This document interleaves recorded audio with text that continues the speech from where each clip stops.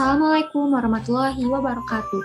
Kami dari kelompok 3 perilaku organisasi akan memaparkan topik tentang emosi dan suasana hati yang beranggotakan Ahmad Fauzan, Azma Fatma Lanisari, Fauzia, Gustini Latifa Aulia.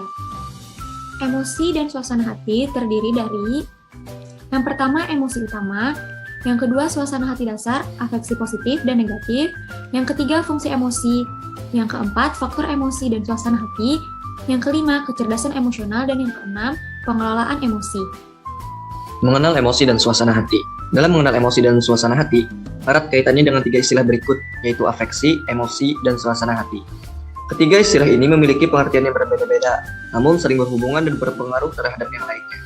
Afeksi adalah sebuah perasaan yang timbul dalam diri seseorang, baik terhadap emosi yang dimunculkannya atau terhadap suasana hatinya. Emosi adalah suatu reaksi atau perasaan yang timbul yang ditujukan kepada seseorang atau suatu kejadian. Suasana hati adalah perasaan di dalam diri yang timbul atas sesuatu atau bisa timbul tanpa alasan yang jelas. Emosi bisa saja berubah atau mempengaruhi suasana hati seseorang. Contoh yang bisa dilihat dari perubahan emosi menjadi suasana hati adalah ketika saya sedang asik bermain game di komputer, tiba-tiba terjadi pemadaman listrik. Saya akan menunjukkan emosi berupa marah terhadap suatu peristiwa yang terjadi, yaitu mati listrik. Tetapi setelah beberapa saat listrik hidup kembali, emosi terhadap kejadian tadi akan menghilang. Suasana hati yang berikutnya akan muncul, bisa berupa kehilangan semangat dalam bermain game kembali.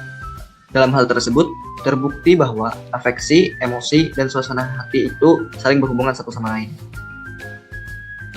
Perlu diketahui, ada yang namanya emosi universal esensial yang meliputi amarah, ketakutan, kesedihan, kebahagiaan, rasa jijik, dan kejutan. Pendapat lain ada juga mengkategorikannya meliputi kebahagiaan, kejutan, ketakutan, kesedihan, amarah, dan rasa jijik. Emosi universal esensial sendiri sudah banyak diakui oleh para ahli. Terkadang, orang akan bingung membedakan emosi yang ditampilkan seseorang karena emosi yang ditunjukkan hampir mirip dengan emosi yang satunya. Faktor budaya juga sangat mempengaruhi dalam kita menangkap suatu emosi yang ditampilkan. Suasana hati dasar, afeksi positif dan negatif. Banyak cara dalam mengategorikan suatu emosi. Salah satunya adalah dengan mengkategorikannya sebagai emosi yang positif atau emosi negatif. Contoh emosi positif yaitu senang dan syukur sebagai bagian dari perasaan menyenangkan. Emosi negatif yaitu rasa bersalah dan marah sebagai bagian dari perasaan tidak menyenangkan. Emosi yang dilihat melalui kategori positif dan negatif akan berubah menjadi keadaan suasana hati karena emosi yang ditampilkan dilihat secara umum tidak terfokus pada satu emosi. Dapat dilihat pada gambar di atas, digambarkan beberapa emosi yang berafeksi positif dan negatif.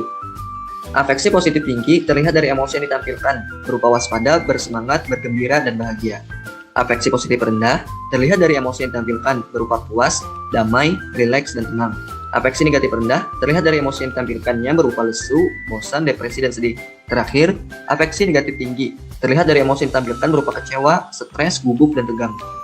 Emosi atau suasana hati yang ditampilkan pada gambar tidak mencakup semua emosi dan suasana hati. Karena beberapa emosi tidak menggambarkan secara jelas apakah berafeksi positif atau negatif. Umumnya, orang-orang di berbagai tempat akan mengalami emosi-emosi positif dan negatif yang berbeda. Budaya menjadi salah satu faktor yang mempengaruhi emosi positif dan negatif. Setiap tempat memiliki budaya yang berbeda dengan tempat yang lain, membuat tingkat emosi positif dan negatif itu berbeda di setiap tempat. Setiap tempat umumnya mengekspresikan emosi positif dan negatif dengan cara yang sama. Afeksi positif tentu membawa hal yang positif, dan afeksi negatif tidak selalu merusak. Salah satu dari manfaat afeksi negatif adalah kita akan siap menghadapi situasi yang buruk yang akan terjadi. Orang akan berpikir lebih kritis dan adil saat menghadapi hal buruk yang terjadi kepadanya. 3. Fungsi emosi. Menampilkan kesedihan, bahkan sampai menangis, bentuk menunjukkan sebuah emosi. Emosi pun bisa menyebabkan kita terlihat lemah, rapuh, dan tidak rasional. Meskipun demikian, riset malah menunjukkan bahwa emosi sebenarnya penting untuk penalaran rasional. Dari yang kita yang merasakan emosi, ada sebuah respon emosional. Respon emosional misalkan seperti saat menghadapi wawancara kerja, bisa menjadi pemacu agar bersikap dan bertindak yang positif. Secara alami, manusia pun merasakan emosi positif dan menghindari yang negatif. Salah satu fungsi emosi juga untuk menentukan sebuah pengambilan keputusan. Dalam pengambilan keputusan, tentu emosi turut serta membantu. 4. Faktor emosi dan suasana hati. Apa yang mempengaruhi emosi dan suasana hati? Suasana hati dan emosi mempunyai sebuah karakteristik. Orang-orang memiliki intensitas terhadap emosinya masing-masing. Seseorang bisa merasakan seberapa kuat emosinya tetapi dengan intensitas afeksi yang berbeda. Faktor yang mempengaruhinya adalah yang pertama, waktu dalam hari, yang kedua, hari dalam minggu, yang ketiga, cuaca, yang keempat, stres, yang kelima, aktivitas sosial, yang keenam, tidur, yang ketujuh ada olahraga, yang kedelapan, umur, dan yang terakhir, jenis kelamin. Materi yang kelima yaitu kecerdasan emosional. Kecerdasan emosional atau emotional intelligence adalah kecerdasan atau kemampuan seseorang yang digunakan untuk memahami, menyadari, dan menilai emosional atau emosi diri sendiri dan orang lain. Sehingga dengan kecerdasan emosional yang kita miliki, dapat kita manajemen atau kita kelola atau kita atur agar tercipta emosi yang stabil dan matang. Selanjutnya, pengertian kecerdasan emosional menurut Robbins dan Jatzi pada buku Robbins halaman 70 tahun 2015. Kecerdasan emosional adalah kemampuan seseorang untuk menilai emosi dalam diri dan orang lain, memahami makna emosi-emosi, dan mengatur emosi seseorang secara teratur dalam sebuah model alur. Pada bagian atas ini merupakan model alur dari kecerdasan emosional. Yang pertama, kehati-hatian, menilai emosi dalam diri sendiri dan orang lain. Yang kedua, kognitif, memahami makna emosi. Yang ketiga, stabilitas emosional dengan mengatur emosi. Ada 5 faktor kecerdasan emosional menurut Goleman tahun 1997 dalam Karambut dan Normijati tahun 2012. Yang pertama, self-awareness atau kesadaran diri merupakan kemampuan untuk mengenali emosi pada waktu emosi itu muncul.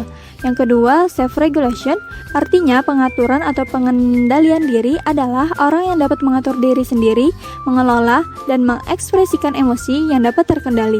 Yang ketiga, self-motivation, atau motivasi diri adalah hal yang sangat erat kaitannya dengan menata atau mengatur emosi.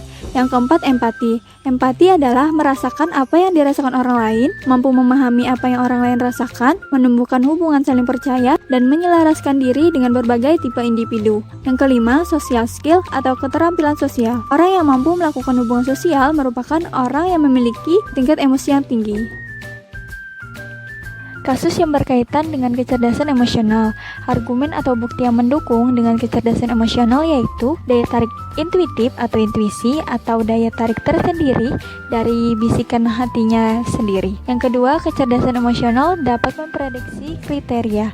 Maksudnya, kecerdasan emosional dapat memprediksi kinerja seseorang dalam melakukan pekerjaannya. Contohnya, dalam penelitian menemukan hasil bahwa kecerdasan emosional dapat memprediksi kinerja seorang pekerja pabrik rokok di Cina. Yang ketiga, kecerdasan emosional berdasarkan biologis. Dalam penelitian membuktikan bahwa orang yang memiliki kerusakan pada otak yang berfungsi mengatur proses emosional seseorang memiliki skor lebih rendah yang signifikan terhadap ujian kecerdasan emosional dan mengalami gangguan dalam pengambilan keputusan.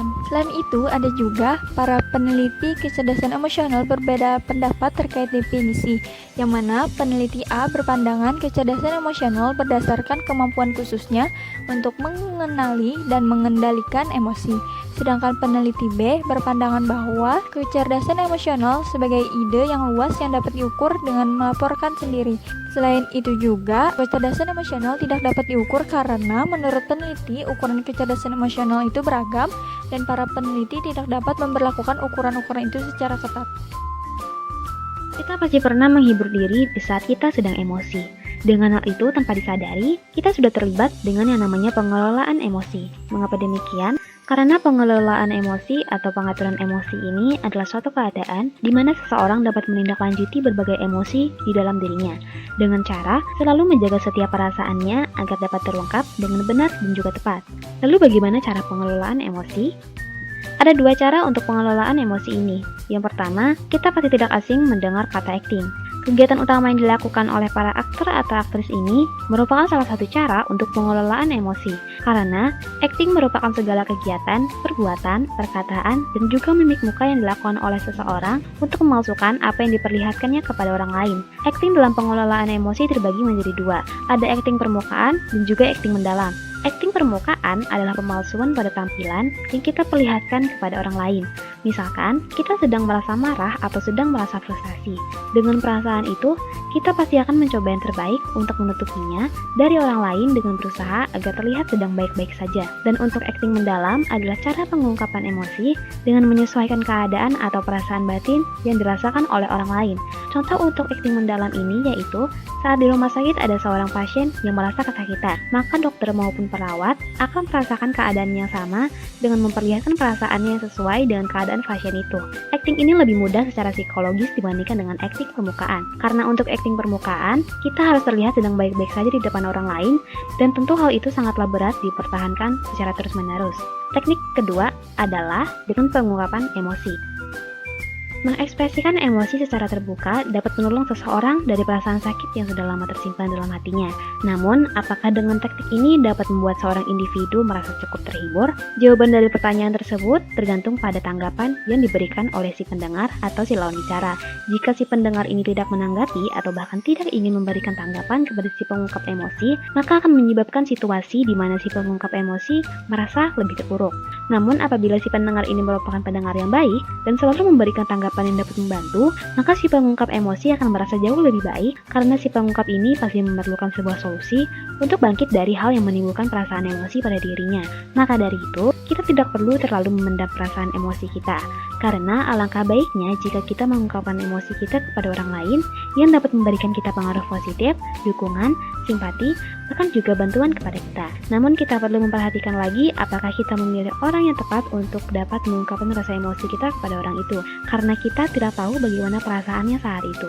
Apakah orang itu akan merasa tersinggung atau merasa tidak nyaman dengan apa yang kita ceritakan atau apa yang kita ungkapkan. Jadi, apabila kita berada dalam situasi di mana perasaan kita sedang mengalami keterpurukan atau perasaan kita sedang tidak karuan, cobalah untuk mencari hal yang kita sukai atau seseorang yang dapat kita percaya untuk diajak bicara tentang masalah yang sedang kita hadapi. Sekian pemaparan dari kami.